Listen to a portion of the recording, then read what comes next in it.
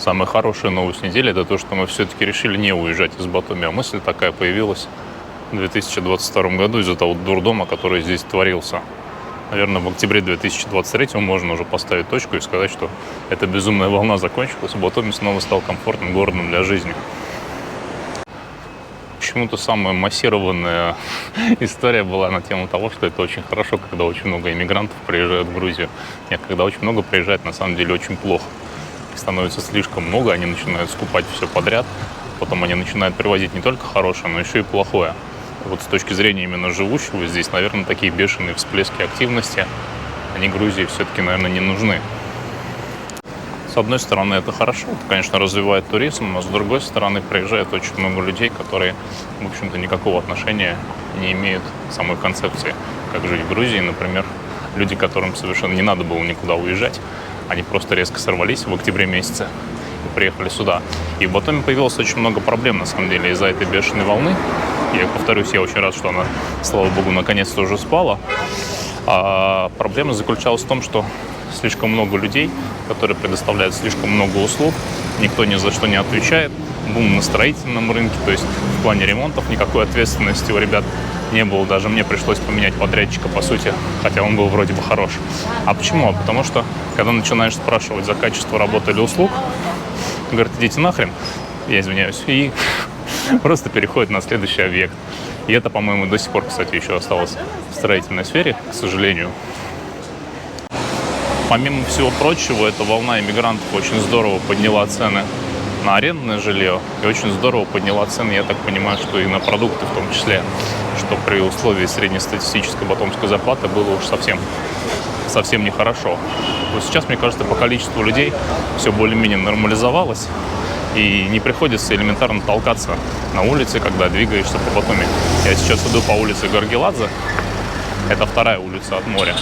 В принципе, здесь можно разойтись с людьми.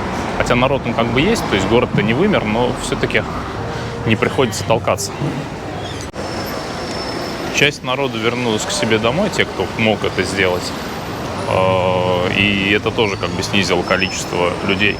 Аренда вернулась к своим нормальным значениям, то есть 1,5% в месяц на рынке уже сделать не получается, и слава богу.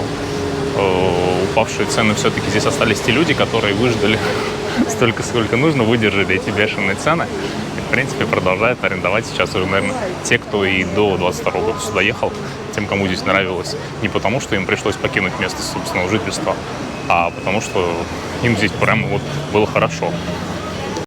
По моим наблюдениям, подводя итоги того, что, собственно, произошло здесь за последние 1,5 года, сфера стройки и ремонтов очень хорошо подвинулась вперед, но вместе с хорошими вещами из-за границы привезли очень много дурного контрабандного товара, то есть чего не было никогда в жизни в Грузии: телефонных мошенников, людей, которые воруют автомобильные номера с целью потом отправить смс-ку на Телеграм, чтобы их вернули. Это реально начали проворачивать в Тбилиси, такого никогда не было, в принципе, в Грузии. Поэтому говорить о том, что вся волна экспатов была исключительно полезная, как молоко, и ничего дурного с собой не приносила, нет, на самом деле это была очень разнородная толпа. Конечно, все делали акцент на айтишниках, которые подняли в первую очередь арендные цены на аренду и в Тбилиси, и в Батуми. Но по факту приехало очень много и простых работяг, и тех, кто употребляет не только алкоголь. Вот. И я так понимаю, что как раз именно эта волна сейчас из Грузии схлынула. То есть наименее платежеспособные люди, у которых не было ни особой работы, ни особой профессии, а работать здесь в сфере какого-то обслуживающего персонала было нецелесообразно. Поэтому народу и стало поменьше. И мне кажется, это даже хорошо. Мы с женой с начала 2023 года очень много раз скатались за пределы Грузии. Я вот уже стал замечать, что мы просто возвращаемся в какой-то момент обратно и начинаем планировать следующую поездку. Потому что в Батуми толпа народу, которая носится по улицам. Просто даже ходить было некомфортно. Вот сейчас я говорю, то есть уже к октябрю месяцу все это, слава богу, рассосалось. И уже никуда уезжать из Грузии не хочется. Все постепенно возвращается на круги своя. Это прям замечательно. Что еще в большом количестве появилось в Батуми в 2022 году, ну и в 2023, соответственно, тоже, это безумное количество криптообменников, криптовалютчиков. Здесь много кто майнит в Сванете, потому что там умудряются подключить к бесплатному электричеству майнинговое оборудование. А по сути главные затраты на майнинг — это как раз таки затраты на электроэнергию. Их там вылавливают, периодически с ними борются. Опять же, это то, что принес 2022 год. Ну и плюс большое количество вот тех же самых криптовалют. Они очень нужны, конечно, с одной стороны, потому что, допустим, из той же самой соседней России сейчас деньги вывести достаточно проблематично. С одной стороны нужны. С другой стороны, они себя позиционируют, не знаю, как какие-то ангелы и херувимы. Вот. По сути, что такое криптообменник? Это обычная обнальная контора, которых было великое множество, и с которым, я думаю, что любой, кто хоть как-то занимался в жизни бизнесом, прекрасно понимает, как работает обнальная контора. И про то, как сдуваются и лопаются обнальные конторы, и что работают они без регуляторов, я думаю, это тоже достаточно просто и понятно. Я не могу сказать, что я ни разу не пользовался их услугами. Был период, когда нужно было, но, как правило, это были небольшие суммы, и, в принципе, я все-таки стараюсь, чтобы все доходы были легальные, и все переводы между странами декларировались, ну, как минимум, в рамках банковских транзакций. В Грузии, кстати, очень лояльное законодательство на тему криптовалют. Если интересно, я думаю, что, может быть, даже стоит об этом снять отдельное видео. И, скорее всего, криптовалюты имеют определенный смысл и право на существование. Но криптообменники в том количестве, в котором они есть, и с тем качеством, которое они есть, наверное, все-таки нет. А еще мне где-то попался заголовок видео. Кто-то, видимо, продолжает заманивать на свои услуги туристов. Видео про то, как провести зимовку в Батуми. По-моему, самое бредовое, что можно прийти в голову, это зимовать в Батуми.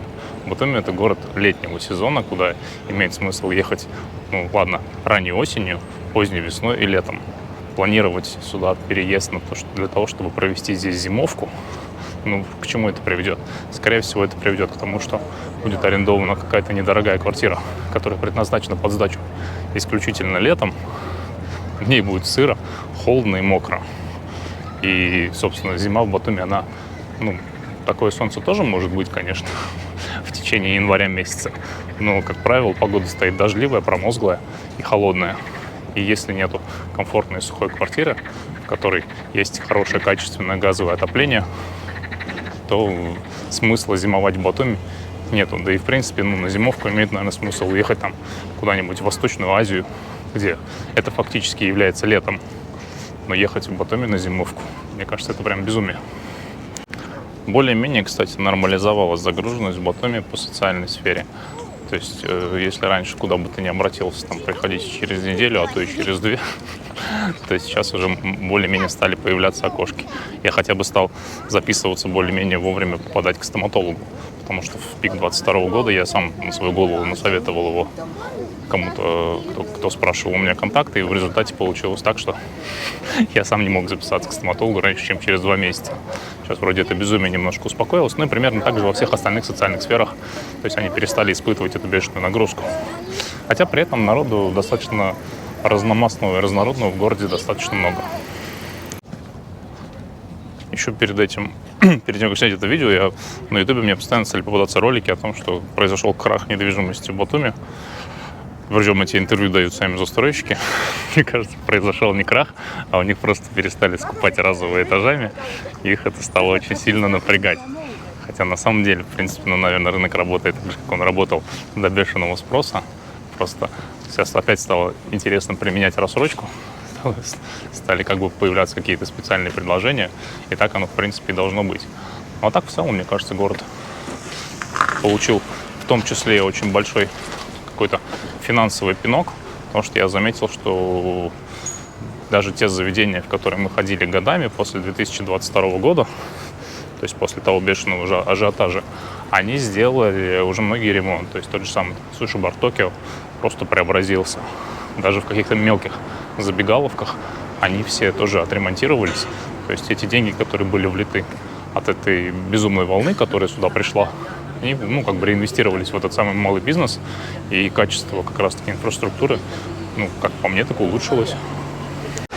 Самое главное, чтобы в мире в ближайшее время не случилось никаких новых потрясений, чтобы никакая очередная волна не пришла, потому что, скорее всего, после 2022 года, когда через Грузию проходил просто огромный трафик людей, могут так ненароком и визы ввести, С другой стороны, я вот обращаю внимание, что всех практически пугают этими визами и всем остальным. Ну и что? Вот по большому счету в любую другую страну в мире визу надо получать. Ну, на долгосрочное пребывание. Это очень классно, конечно, что в Грузии этого делать не нужно. Но по большому счету, может ли этот механизм защитить от неконтролируемой волны миграции? Оно как бы с одной стороны хорошо, что эта неконтролируемая волна миграции приходила в основном из стран, чья экономика лучше и сильнее грузинской по количеству ВВП. Но с другой стороны, их было слишком много. Поэтому, может быть, конечно, это справедливая цена за те инвестиции и тот уровень квалификации, который они привезли с собой. Но, в принципе, вполне возможно, что на следующую такую волну появится уже визовый режим. Кстати, а нужно ли делать ВНЖ и могут ли не пустить на границе? Я уже упоминал, на самом деле, о том, что не пустить могут любого человека в совершенно любую страну на планете Земля. Ну и, в принципе, это нормальная история. Но, как правило, это не делается просто так. И там, где огромный поток людей, там же происходит и, соответственно, больше отсеивания среди тех, кто въезжает. Но не пускают, на самом деле, единицы людей, а ориентироваться при планировании, ну и пугаться таких новостей, на самом деле, мне кажется, лично я не боюсь. То есть я, условно говоря, выезжал из Грузии, там сколько, за 2023 только год, наверное, раз 6-7. Вот.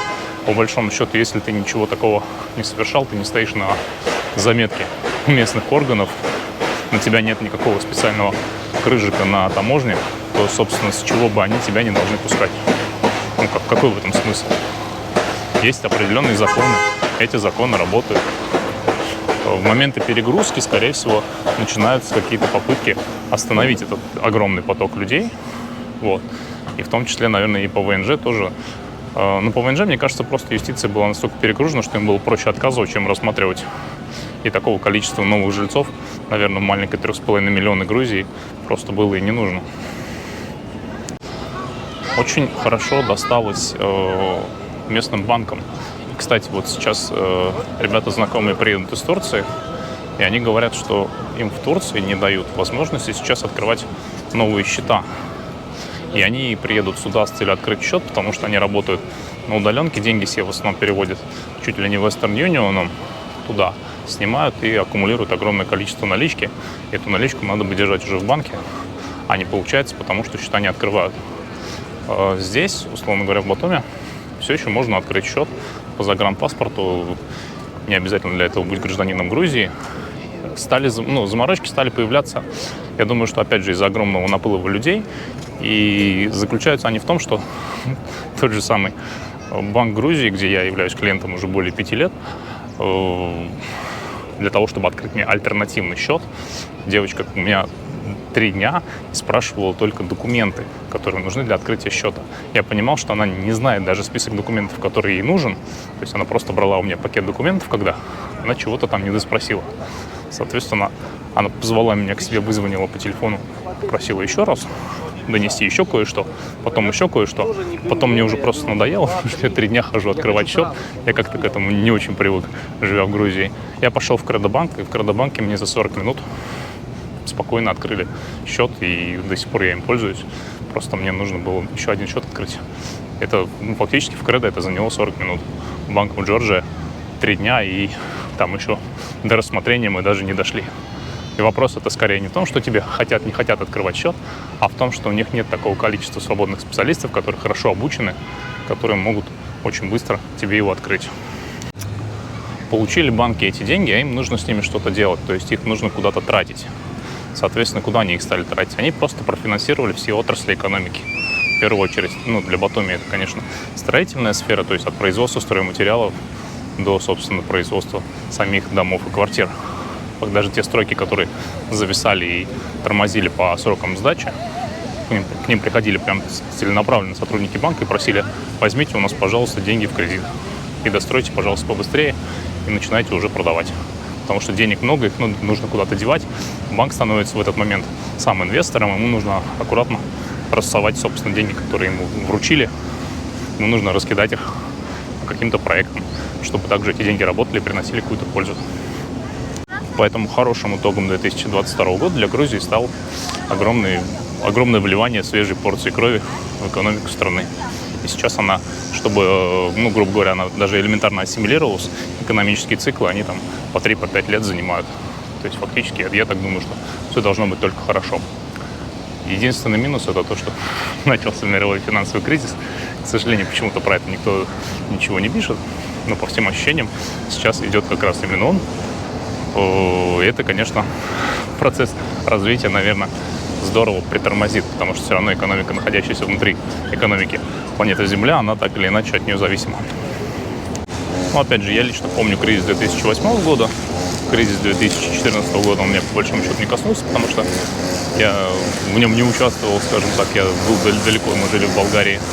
Но в принципе получается так, что после всех кризисов, так или иначе, мы все выживаем. В общем, я надеюсь, что после всех пережитых невзгод и после всех безумий 2022 года в Грузии все будет так же хорошо, как и сейчас. И очень надеюсь, что лето в Батуми также будет длиться всегда до конца октября, потому что не каждый год бывает такая солнечная погода в конце октября. Обычно вся эта радость может закончиться и в сентябре. Хотя бывали годы, когда и в ноябре было достаточно солнечно. В общем, большое спасибо за внимание. Встретимся на море.